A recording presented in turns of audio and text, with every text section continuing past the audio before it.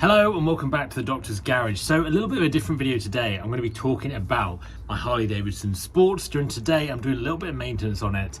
Something that I've started to do more of on my bike recently, and I've done the main oil change. I'm going to be doing the oil change today on the transmission, so taking the clutch cover off and going in there, having a look at the oil and changing it. This oil hasn't been changed for about 2.5 years now, so it's time for that to be done. And hopefully if you think you're doing the same to your Harley Davidson Sportster or any other Harley Davidson model, or to be fair, most motorbike models, I hope this video will help you out. This will be my first time doing this to my motorbike today, and it's a learning curve as always with anything that I've done on my YouTube channel, really just trying to understand how to do it, do a good job, and hopefully you may learn from some of my mistakes that I do when I'm trying to get it sorted. So should be quite a simple job though. From what I've read, I've looked at pretty much every single video here on YouTube and tried to understand a bit more about how to do it properly. So let's get going with the video. On my bike today, the main oil change I've done, and that was quite easy. Took the drain plug out the back, drained it, went the other side, filled it up.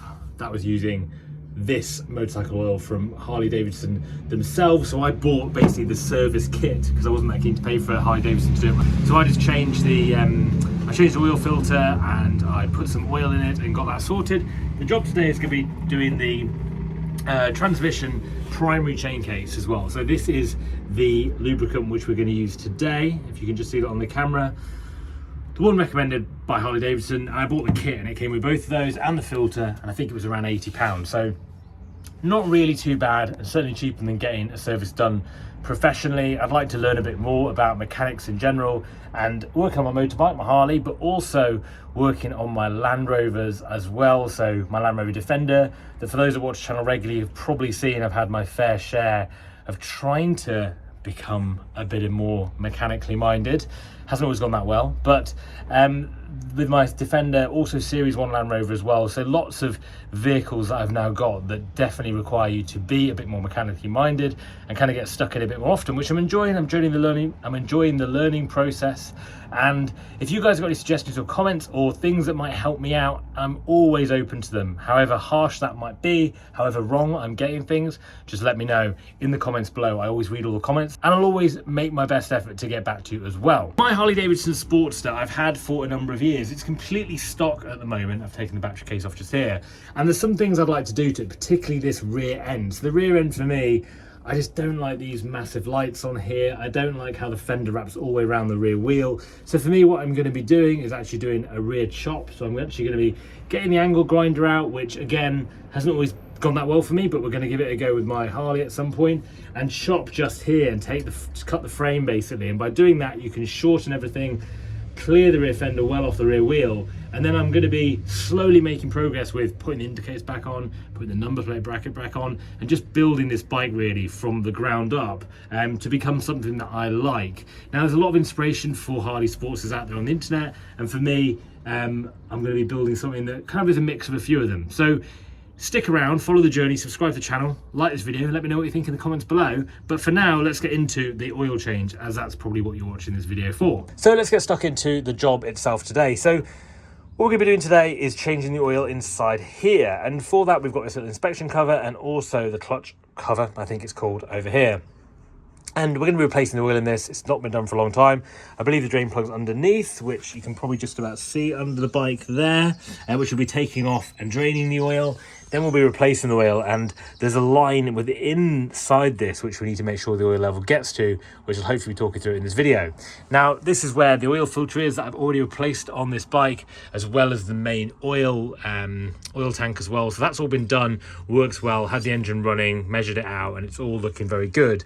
Unfortunately, I didn't film that for the channel, but let's be doing this today. So the first thing we're going to do is let's take that drain plug out and drain the oil that's in the current system. So you can see under here, this is the plug which you need to take out. I've got my very professional oil changing equipment right here. This is a special oil pan pot we're going to be using today, and we're going to place it under there to start with. Take this off. Today we're going to be using this. It is a 16 mil, I believe, but I don't have the correct spanner for that, so I'm just using this to get it off.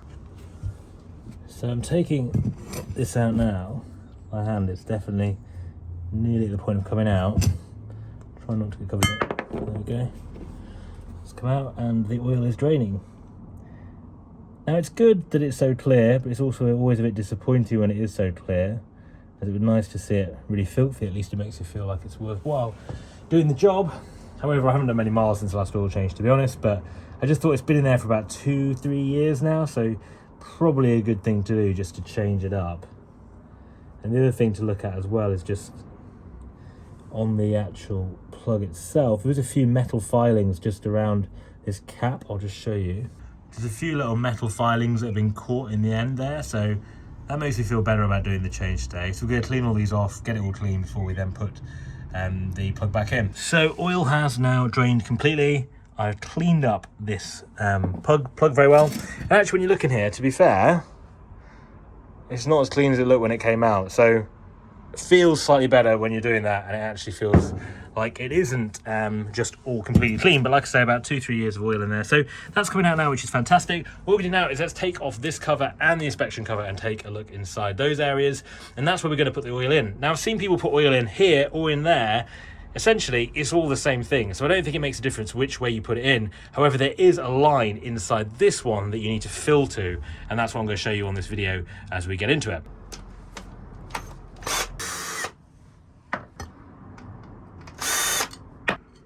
So all the screws are taken out now, so we can take the cover off. And I believe there's a spring in there which you really don't want to lose.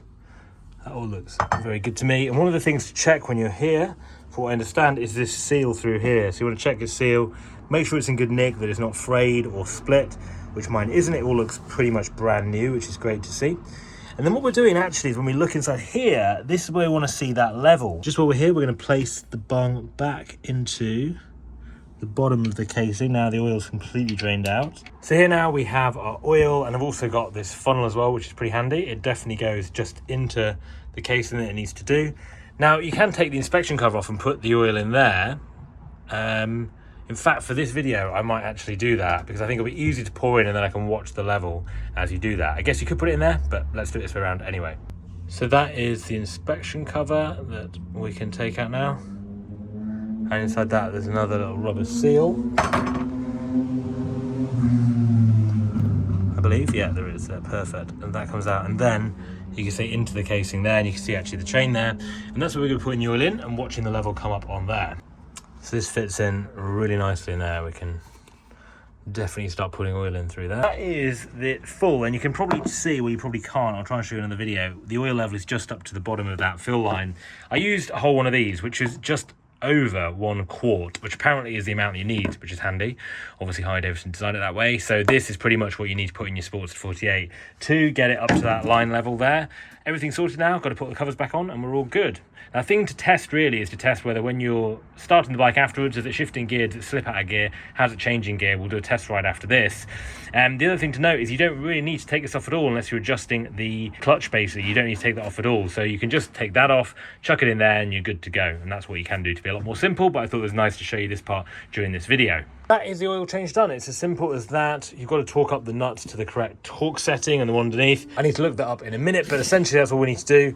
And that is that done. So I hope that's even useful. Watching the video, appreciate if you subscribe. Let me know what you think in the comments below, and tune in for the next edition of the modifications to my Harley Davidson 48 or my Land Rover products, which will be on a video very, very soon.